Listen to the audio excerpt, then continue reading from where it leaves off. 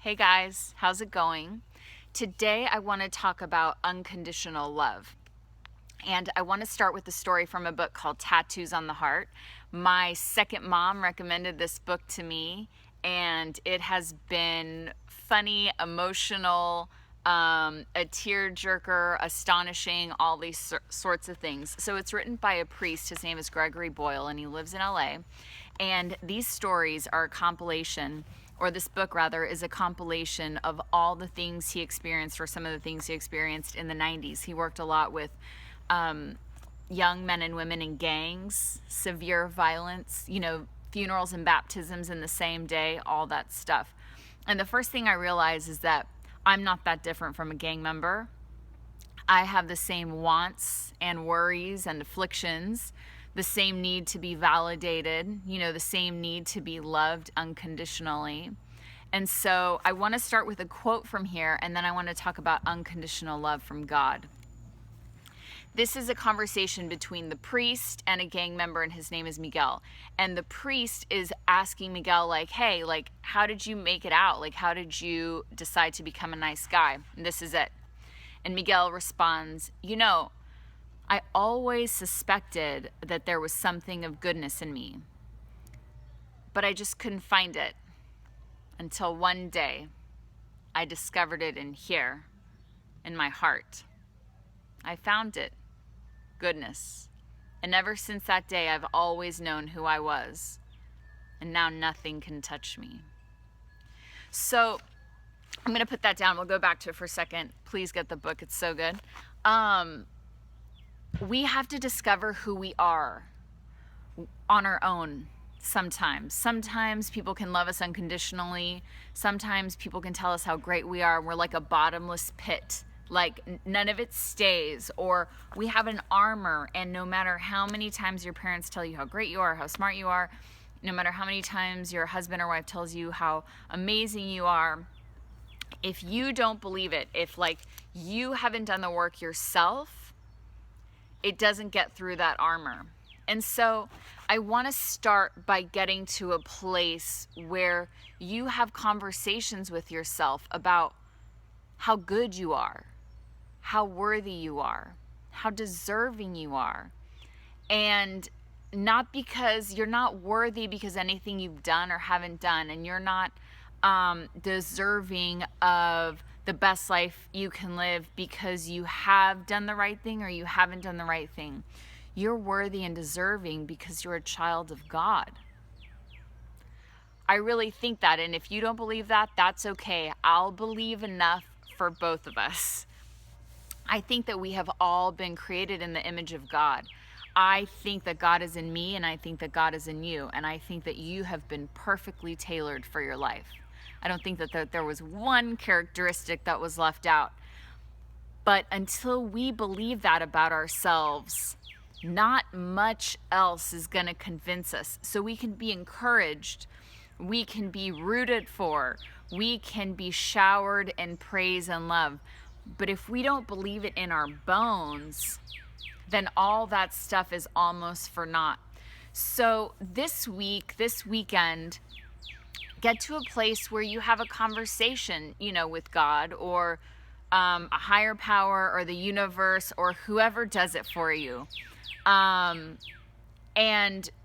really settle into the fact that you're not a mistake, that you're here for a reason, that if you needed to be 5'7", you would have been 5'7", that if you needed longer hair, you would have had longer hair, that if you needed, whatever it is on your list, that if you needed better athletic ability, that you would have been given better athletic ability. And so those are some silly examples, but those are some hang-ups, that some of us can have. So first of all, get to a place where you feel unconditionally loved, not because you've earned it, just because you're a child of God.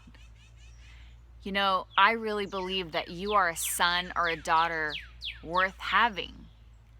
You're here for a reason. Keep telling yourself that. You're here for a reason. Then once you've settled that within yourself, it's monumentally easier to not only love unconditionally, but to make better choices and not only about your life, but also for other people's lives. I'll give you a small example of my husband's unconditional love for me. I thought, like, when we started dating, I thought I had to be a certain way. That's not true. Let me rewind. The big thing was I knew he wanted to be a dad. And so I was scared that if I wasn't able to give him a child, why I wouldn't be able to, I don't know, but I was just scared that if I wouldn't be able to give him a child, that he would not love me as much, or maybe he wouldn't marry me, or, you know, who knows. And so I got wrapped up in this fear. And one day I admitted to him, because I was just so terrified. I mean, I was 30, had my eggs dried up, you know, all these things. And he said, I didn't marry you for the ability to bear children, or the ability to create a family, or even for whatever fill in the blank potential.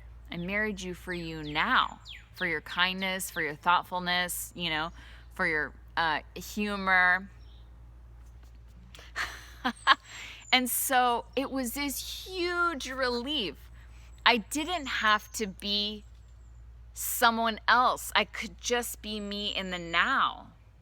I didn't have to fulfill an expectation. I just had to be who I was, you know, honest and vulnerable and raw. He didn't marry me because I played chess perfectly, thank God. He married me because I was okay not knowing how to play chess. I mean, at all. So years and years of that kind of love has really, and I'm going to quote the book here, years of that kind of love for my husband has melted away who I am not. And it's just left who I am. I'm crying again. And it's such a relief. And it's a relief to not have to be someone else, to just be loved just the way I am. And not everybody gets that human love, and I am so honored and appreciative to be his wife, and to get that kind of love, and to live in a house with that kind of love. And I want that love for you. I want that human love for you. But if you don't have that in your life yet, God has that love for you. God's love will melt away who you are not, and it will leave who you are. There's no pretense. You don't have to be someone you're not. You just have to be you. Take a deep breath. You are loved. So, tattoos on the heart. The melting away statement is totally from this. I'm not plagiarizing, giving it full credit. Okay, guys. Hope that was helpful. I'll see you next week. Bye.